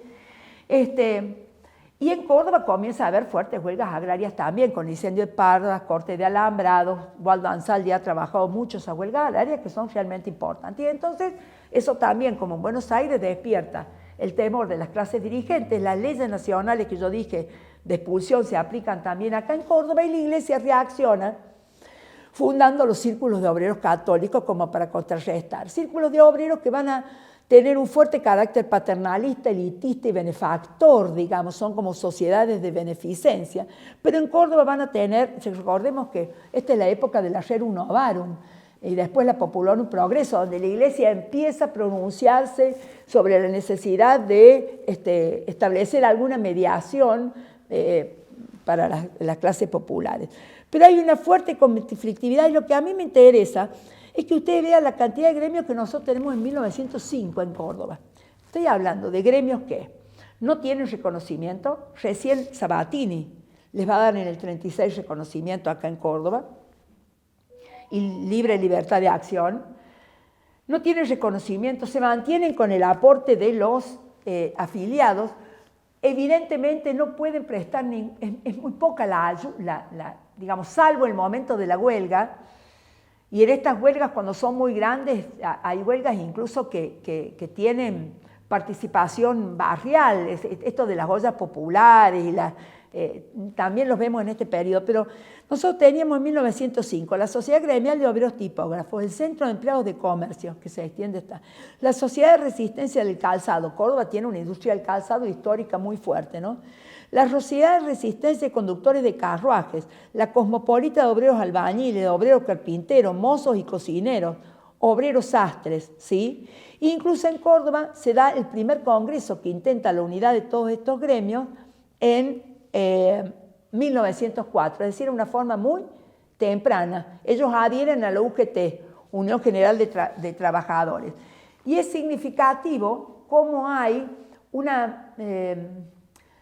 nosotros una vez hicimos un trabajo, encontramos en el archivo de gobierno de la provincia de Córdoba, tuvimos la suerte de encontrar un expediente completo, que es muy aleatorio porque se guardaban esos expedientes del año 29. Un expediente así gordo, y nos pusimos a ver, habían arrestado a 2 anarquistas, a 3 anarquistas, en el ¿cómo se llamaba? En el transporte, en el tranvía de Córdoba, por repartir panfletos y periódicos anarquistas. Entonces, la policía torturó a esos 3 anarquistas y ellos tuvieron que soplar a otros más, y entonces la policía hizo una razzia por las distintas... Lo que quiero decir es la cantidad de literatura que producían. Las mujeres anarquistas en el año 1897 largan La Voz de la Mujer, un periódico de mujeres anarquistas que bajo el lema ni Dios, ni patrón, ni marido. Ustedes leen ese periódico, que yo desgraciadamente lo presté, y el que me lo prestó no me lo devolvió, porque yo lo compré lo compilaron la universidad. Todo ese periódico lo llevó un europeo, lo compró completito. Y después la Universidad de Quilmes lo recuperó e hizo una compilación textual de todos los, valieron poquitos números, porque imagínense la capacidad de producción que tenían estas mujeres. Nada, pero escucharlas es maravilloso. Decían, ustedes pelean por la liberación de la clase obrera, y a nosotros, ¿quién nos libera? Por eso el costo era ni Dios, ni patrón, ni... 1897. La Voz de la Mujer se llamaba el periódico. No voy a detenerme en cómo estaba compuesto el mercado laboral cordobés, sí decir que hubo enormes conflictos y que el Estado cordobés, en todo este periodo hasta la década del 30, gobernado por demócratas y algunos gobiernos radicales, es un Estado fuertemente represivo. No es un Estado que tome, o sea, a ver, Cárcano crea la Oficina de Trabajo, 1913, y crea el Departamento de Higiene. Pero la Oficina de Trabajo, creada por Cárcano, por acá debo tener los números, no sé dónde, tiene un inspector, no sé los números, pero bueno, un inspector y 4 empleados. Estamos hablando del año 1914 para toda la provincia. Entonces, evidentemente, por supuesto que esa oficina hace un estudio que uno no puede creer. La oficina publica los anuarios estadísticos. Los anuarios estadísticos de la provincia son una joya porque recogen estadísticas de todo, desde cuántos hospitales, cuántos enfermos entran, cuántos salen, cuántos entran, cuántos salen de la cárcel, cuántos obreros trabajan, una cosa de locos. Entre 1913 y 1943, ahí se terminan de editar. Y gran parte de esa información la toma la Oficina de Estadística y el Departamento y la Oficina Provincial de Trabajo. Por eso tenemos tantos datos de los trabajadores de Córdoba. No sé qué les estaba diciendo, pero me interesaba leer, básicamente, fue una actitud represiva, decía, tanto de los gobiernos, o sea, en este momento de 1913 hasta 1930, gobiernan alternativamente en la provincia los demócratas, el Partido Demócrata y el Partido Radical. Pero las actitudes de ambos hasta el 30 es más o menos la misma con respecto al movimiento obrero. Si bien hay leyes, me interesaba leerle unas cifras, que no sé dónde las tengo, de condiciones de vida material. Miren este testimonio que hace este periodista del diario La Voz, creo que es, no me acuerdo, a ver, sí, La Voz del Interior, del conflicto en la campaña. Me pareció tan interesante, dice, y respecto a los conflictos que involucraban solidariamente a los trabajadores rurales, desgranadores, conductores de carros, camioneros, estibadores, el cronista expresaba: saben también que este pliego de condiciones, que es lo que presentan los trabajadores, no será, como pretenden hacer creer, la causante de la ruina de los colonos, sino los verdaderos culpables de la ruina de los campesinos, porque los colonos arrendatarios tenían que pagar a los peones. Yo ahí dejé las cifras de leer, pero ahí figura cómo había un uso intensivo de mano de obra familiar enorme. Mujeres y niños trabajaban en el campo de edad muy temprana, y en Córdoba eso es muy fuerte, pero también en la agricultura había un uso de mano de obra extrafamiliar, cuando había que recoger la cosecha. Entonces sino las mismas casas, dice, los verdaderos culpables de la ruina de los campesinos son las mismas casas cerealistas que explotan a sus obreros, las que roban a los colonos, y la empresa ferroviaria, la que después de saquear a sus obreros, rebajándoles salarios, cobra los fletes ferroviarios más caros del mundo, y es el dueño del campo que le cobra un arrendamiento exorbitante y no le permite tener para sus necesidades ni gallinas, ni chanchos, ni ningún otro animal. Que no pretendan hacernos creer que son los obreros los culpables de la ruina de los colonos. Con estos razonamientos, los Bungibor, los Dreyfus y todos los grandes explotadores seguirán explotando. Dice este periodista del diario La Voz del Interior, que si lo comparan con La Voz del Interior ahora se cortan las venas directamente, porque hay una distancia abismal. Pero digo, ¿cuándo cambia no voy a poder leer las cifras, pero no las encuentro, ni detenerme en los conflictos? Hay conflictos muy fuertes en el sector de los molineros, sobre todo en los molinos Minetti, en el sector de malagueños, de las explotaciones caleras de malagueños, porque no hace falta que yo les diga cuáles eran las condiciones de trabajo de esos sectores. También hay fuertes conflictos en el interior, uno que es emblemático, que es el primer Tampierazo de 1929. Tampieri llegó a tener la mayor fidería de Sudamérica. Tenía Tampieri, fidería, tenía molinos y tenía fábrica de pasta, fidería, fábrica de pasta seca. Tampieri era, si ustedes alguna vez van a San Francisco, van a ver la que es la Municipalidad de San Francisco, que era la residencia de Tampieri, que se hizo traer todo de Europa, como hacía en aquella época, todo, cuadros, tapices, pisos.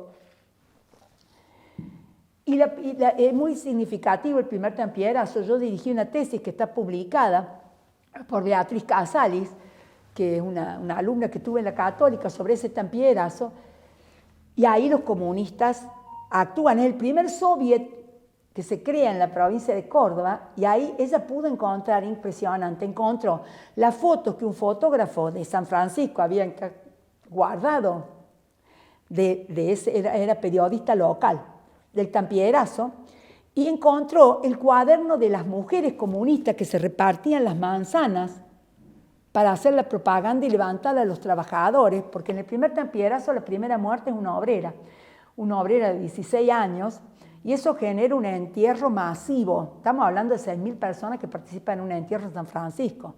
O sea, estamos hablando de mucha gente. También hay fuertes huelgas en las cervecerías, la cervecería Córdoba, la cervecería Río Segundo. Bueno,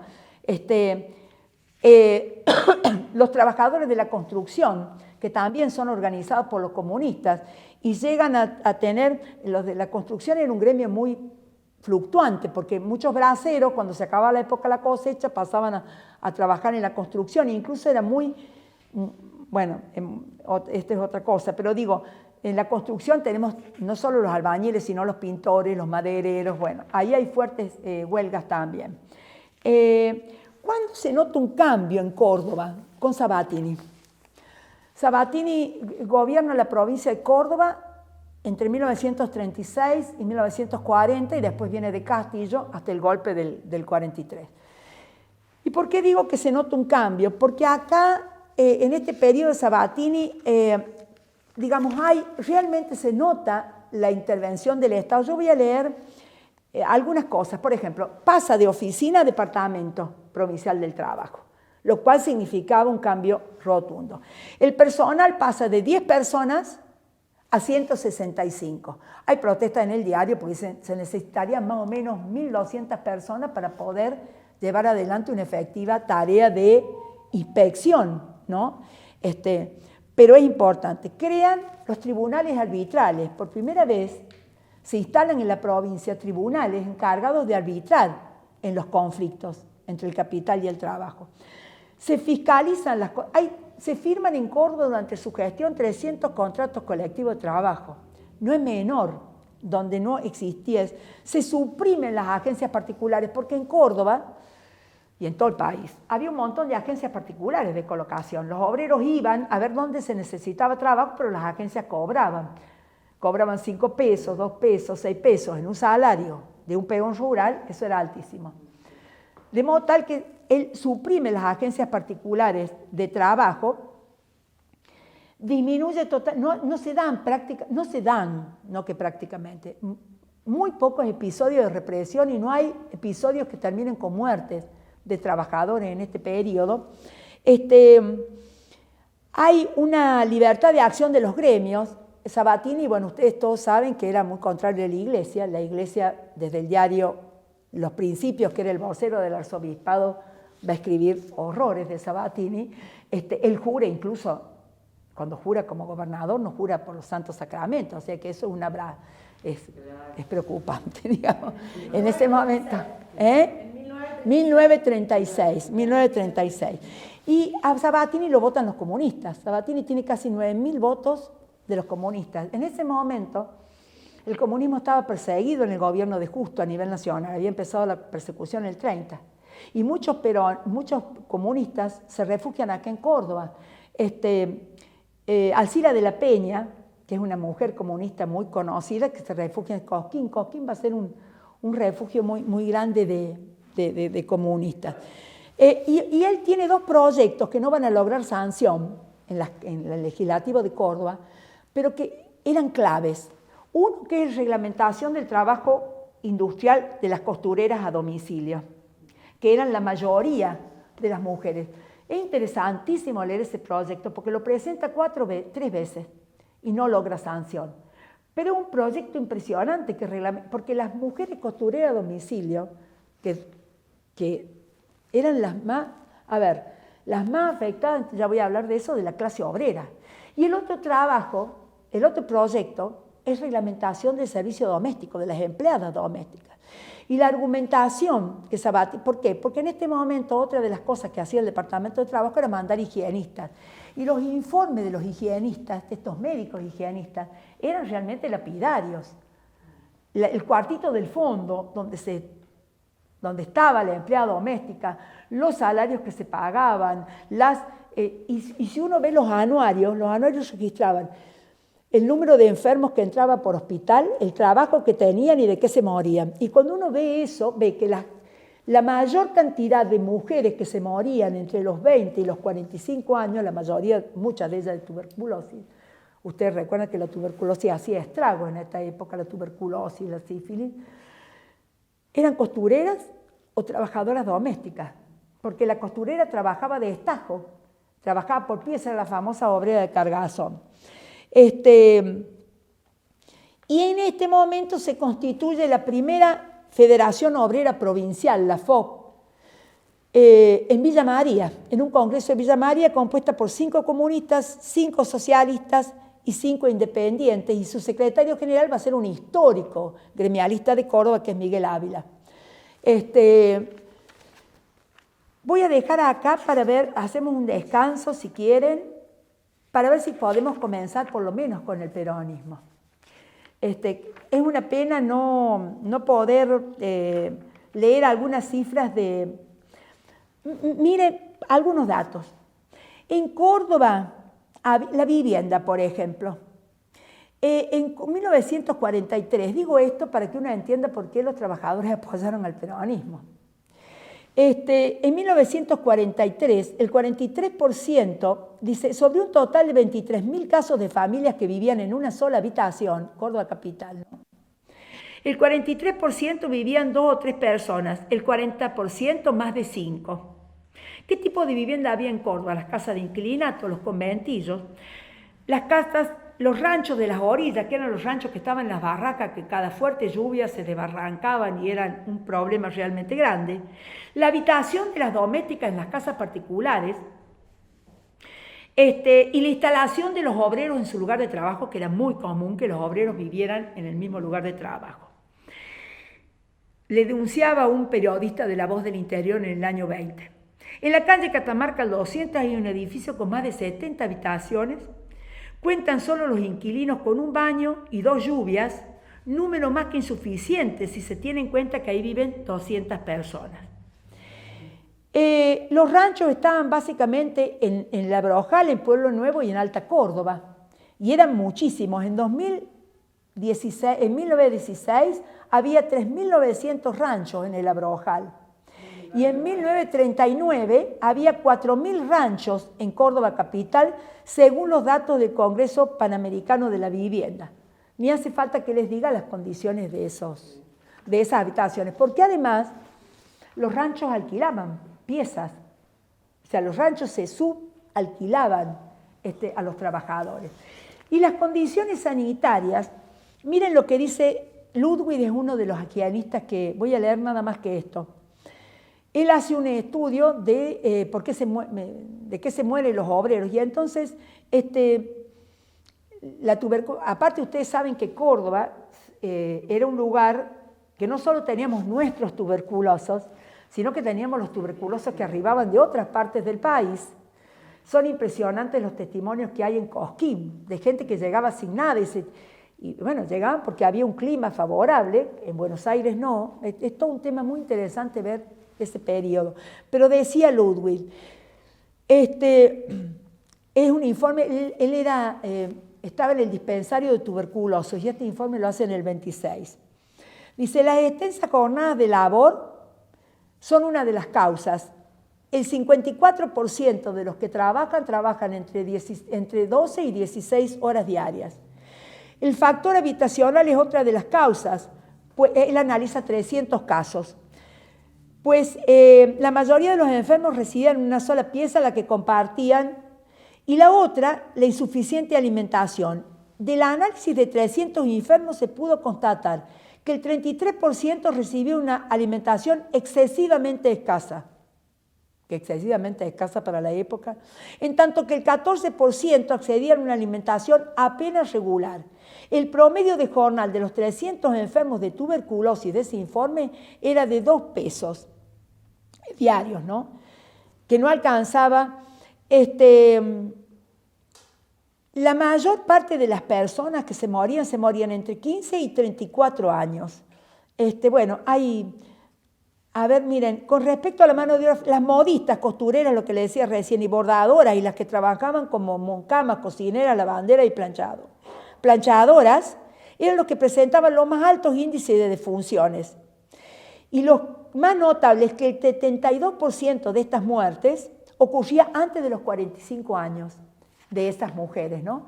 Es muy interesante porque él va, Ludwig, a los domicilios de la costurera. El informe es re largo y él saca cuánto cobran por un pantalón, por un chaleco, y cuántas horas tiene que estar en la máquina. Todo esto que yo acabo de decir tiene 2 objetivos. Uno, mostrar que había un movimiento obrero organizado. De modo tal que nosotros no podemos pensar que fueron masas de indisponibilidad las que le dieron su apoyo a Perón en 1946, o las que se movilizaron en 1945, el 17 de octubre. No era esa masa informe captada por un líder, que es lo que dijo Germán en su primera interpretación del peronismo. Fueron los obreros viejos, ¿sí? Con tradición sindical, nada más y nada menos que los de la FOIC, comunistas, ahí estaba Peter, ¿sí? Luis Gay, Cipriano Reyes, que eran obreros, estamos hablando de 15 años de residencia, o sea, ¿se entiende lo que quiero decir? Y esto que acabo de decir, yo no hablé de las condiciones, pero políticas de vivienda obrera, es lo que nos permite entender cómo los obreros de una manera pragmática deciden, me voy a detener en esto, porque ya estoy hablando de las interpretaciones del peronismo. Hubo distintas interpretaciones acerca de cuáles fueron los orígenes del peronismo y por qué los trabajadores apoyaron al penal. La primera fue la de Gino Germani. Gino Germani, que es el creador de la sociología de la Argentina, consideró en su primer análisis del peronismo que en realidad el peronismo había sido apoyado por masas de trabajadores, por masas en disponibilidad que carecían de tradición sindical y que carecían digamos, de identificación política con un partido, masas de reciente migración de las provincias más empobrecidas o de atraso estructural del NOA y del NEA. Esta interpretación fue rebatida por un conjunto de actores que sería interesante analizar. Yo por ahí se los puedo pasar después a ustedes, porque lo tengo. Kenworthy, Juan Carlos Torres, Peter Smith, James, muchos historiadores que comienzan a analizar esto y a refutar esto que eran masas de indisponibilidad, lo que Germani agregaba que esas masas de indisponibilidad habían sido captadas por un discurso, no me va a salir la palabra ahora, No es aventurero, es una palabra que se asigna generalmente al populismo, porque la idea de populismo y las características del populismo, que un líder carismático que hacer masas de indisponibilidad con su discurso bla, bla, bla, las había captado. Estos estudios se encargan de ver que esos obreros tenían una residencia, que todos participaron, hasta los migrantes recientes, pero que esos obreros que se movilizaron de Berisso, y que se movilizaron en todo el país, porque no hubo movilizaciones solo en Buenos Aires, movilizaciones en La Plata, movilizaciones en Rosario, hubo movilizaciones en Córdoba, incluso en Córdoba las movilizaciones no contaron con el apoyo de algunos dirigentes y gremios, y los obreros se movilizaron igualmente, ¿no? Es un tema muy interesante eso de analizar y cómo la idea de Germani perduró, cómo arraigó esa idea, ¿no? que identificaba, porque además esto no es nuevo, no es único tampoco de nosotros, estamos en una época de aparición, hemos dicho, del Estado intervencionista y el Estado benefactor. Nosotros tenemos en Brasil a Getúlio Vargas, tenemos otros liderazgos que tienen estas características. Lo cierto es que Perón aparece como actor político, usted dígame con sea la hora y lo cortamos acá. Son las 8, menos 5. Como ustedes quieran. Dos, tres cosas como para cerrar. Perón aparece en el golpe del 43. Perón es uno de los principales, digamos, dirigentes del GO, el grupo de oficiales. Y tempranamente, vamos a decir las cosas principales. Perón ocupa el Departamento Nacional de Trabajo era una institución prácticamente secundaria dentro de la estructura del gobierno nacional en la década del 30. No tenía por lo menos tanta importancia. Perón lo transforma en Secretaría de Trabajo y Previsión. Estamos hablando del año 1943. Él asume como secretario de Trabajo y Previsión, va a ser ministro de Guerra y después con Farrell va a ser vicepresidente. O sea que el poder que tiene Perón en ese gobierno de facto es muy grande. Estamos hablando de un gobierno de facto, es decir, un gobierno donde están proscriptos los partidos políticos, intervenidos la mayoría de los sindicatos, un gobierno de facto que además plantea una clara alianza con la Iglesia. La alianza de la Iglesia con los sectores militares es temprana, empieza en la década del 30. Tenemos todo el tema de los curas castrenses, es una iglesia que se opone al liberalismo, es una iglesia integralista. Bueno, es muy interesante analizar esta alianza y lo primero que hace el gobierno de facto es restaurar la enseñanza religiosa en las escuelas. ¿Se acuerdan ustedes que la ley 1420 había prohibido la enseñanza religiosa en las escuelas? Hay una fuerte alianza entre la Iglesia y este gobierno de facto, y un Perón que en su discurso alude permanentemente a la doctrina social de la Iglesia, ¿no? Tenemos que tener en cuenta también que tenemos la Red Nacional de Radiodifusión y que todo el mundo tiene radio. Estamos hablando de la Segunda Guerra Mundial, estamos hablando, que ha sido, porque termina justamente en el 45, estamos hablando, y Perón pronuncia por eso digo lo discursivo para relacionarlo con Germani, pero pronuncia desde 1943 hasta 1946, entre el 43 y el 44, 65 discursos registrados por la Red Nacional de Radiodifusión. Y entre el 44 y 45, 100 discursos por la Red Nacional de Radiodifusión, en los más diferentes lugares. Y si ustedes analizan esos discursos, es impresionante porque a cada interlocutor va con un mensaje. Si hay algo que caracteriza a Perón es justamente el pragmatismo. ¿Qué quiero decir esto? Que él va forjando concretamente una alianza con estos sectores. Y en esos discursos, lo discursivo es muy fuerte en el peronismo, coloca en un lugar central a la clase trabajadora. Y se produce una especie de sinónimo, trabajadores, pueblo, ¿sí? Pueblo, antipueblo. El antipueblo, el enemigo, que también se va construyendo en estos discursos, es diferente.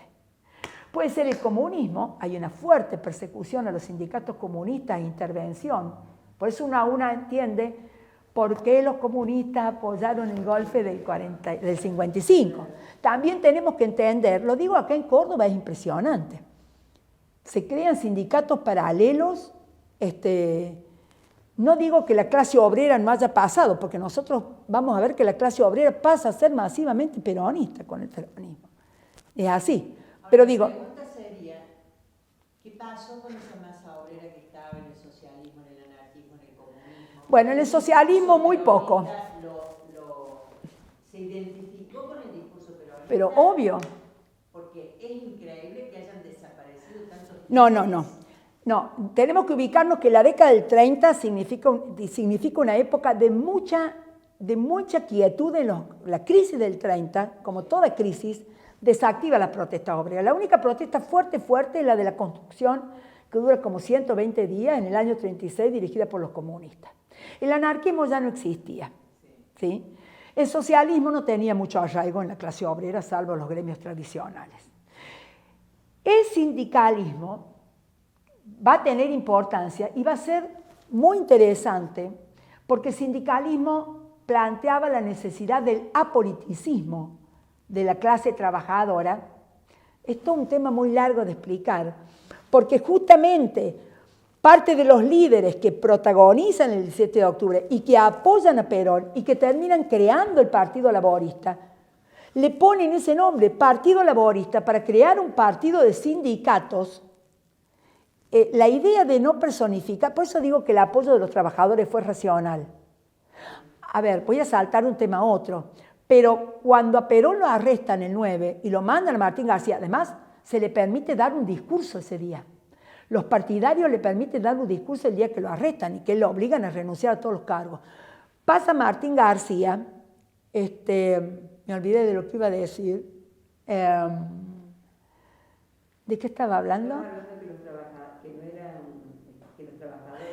Claro, ¿qué pasa inmediatamente? En ese periodo cortito del 9 al 17, comienza a haber toda una serie de medidas que no llegan a concretarse, pero de volver para atrás. A ver, estoy como cambiando de tema, pero pensemos que Perón entre el 43 y el 46, desde la Secretaría de Trabajo y Previsión, que no actúa solo a nivel nacional, sino que hay delegaciones regionales de la Secretaría de Trabajo y Previsión en cada una de las provincias que reemplazan a los departamentos del trabajo.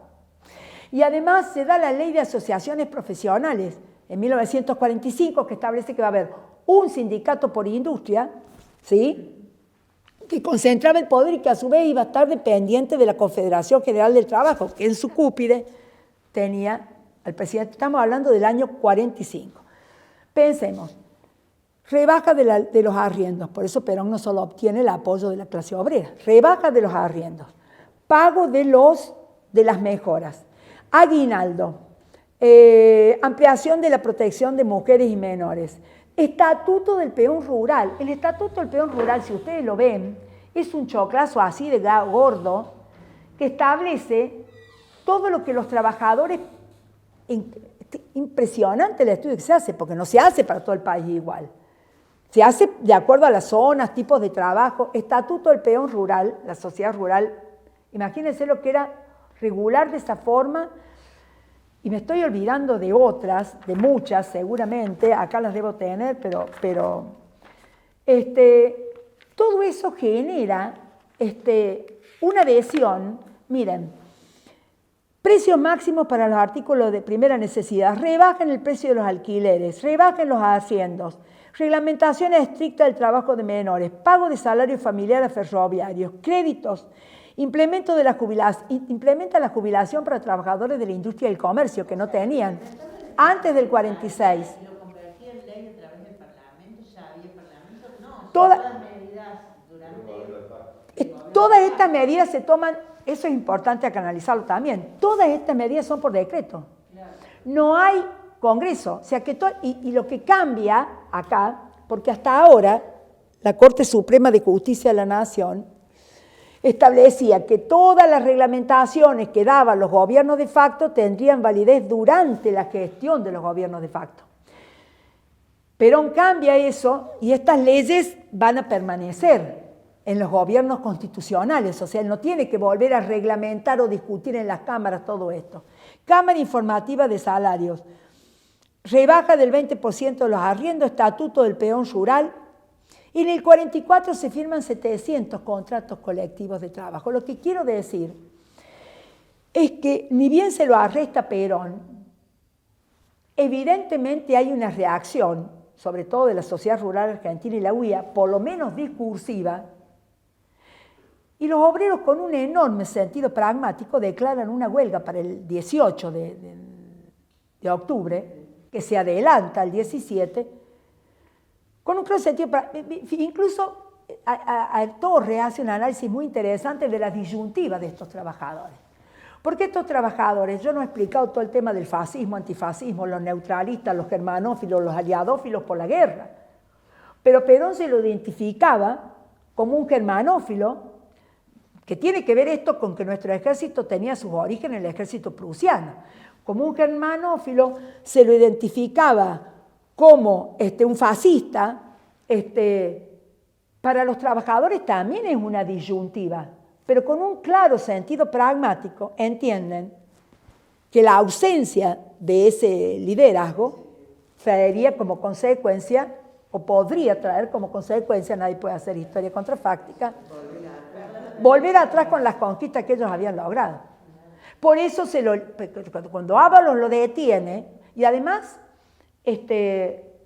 bueno, hay como muchas cosas que no podemos explicar y voy a cortar acá, pero es absolutamente entendible el apoyo. El 17 de octubre es también porque lo que yo decía, en lo discursivo es muy fuerte. Piensen ustedes que es la primera vez que desde el discurso se coloca como sujeto central al trabajador. Es la primera vez que desde el discurso del Ejecutivo se coloca ese sujeto en el centro de la escena. Y entonces lo discursivo no es menor en el peronismo. Por ahí podemos seguir, si están cansados, yo, viste que pongo primera y le doy para adelante, pero ustedes como quieran. Propongo algo, me parece, porque viste que quedan como... Sí, se cansa, sí. No, es como que... Estoy picando de muchos lados, sí. ¿Por qué no seguís todo el invierno hasta Ah. No, podemos hacer esto en el próximo encuentro. Podemos cambiar, porque el peronismo es complejo y vale la pena analizarlo, porque si no, no entendemos lo que nosotros empezamos, que es la aparición de la resistencia peronista. Peter Ranich tiene un estudio muy interesante donde dice que fue el peronismo para unos y para otros. Para los obreros fue un tiempo que en el imaginario fue un tiempo... Claro, y ese imaginario de un tiempo dorado que significó el peronismo, aunque los obreros, ojo el piojo, no dejaron de hacer huelgas. Hay huelgas en el 49, en el 51, cuando se complica la situación económica por la sequía. Pero digo, en el imaginario. Y para otros fue un líder demagógico que reprimió a la oposición. ¿La reprimió? Claro que sí. ¿Persiguió? Claro que sí, a la oposición. Penetró en la digamos, en el sistema educativo, claro que sí, cuando uno ve los libros de texto, en el peronismo hay una clara penetración del poder político, y dio muchos intereses. Y ahí tenemos la figura de Eva Perón. La Fundación Eva Perón, la anulación de la sociedad de beneficencia, que no es un dato menor, estamos hablando de una sociedad del año 1825, y lo que significaba la sociedad de beneficencia para la élite. Claro, no, y el peso simbólico, porque más allá de las realizaciones, el tema es, a veces no se le da el peso que corresponde al impacto simbólico que tiene, así como vos decías, que los sectores víctimas de la matanza en La Palpí, de Rincón Bomba, y no, porque esas cosas quedan en la memoria colectiva. Dejo acá y por ahí en el próximo encuentro hacemos peronismo y mujeres. Es muy interesante analizarlo, es complejo, y tiene una enorme cantidad de actores, ¿no? El peronismo y redefiniciones. El 17 de octubre se fue redefiniendo y se le dio un lugar central a Eva, y Eva en realidad no tuvo protagonismo el 17 de octubre. Eva lo conoce a Perón en el 44. Se casa cuando él asume la presidencia, pero no tiene un protagonismo decisivo, porque, y menos esposa de un militar, en ese contexto. Sí, no, por eso, pero no el protagonismo es de la vieja guardia. Cipriano Reyes, Luis Gay, que después terminan, ese es otro tema, cómo terminan con el peronismo, o cómo termina Carrillo. O sea, todas estas cosas conforman el peronismo como hecho, ¿no? Bueno, Gracias. de nada. Gracias, Martín.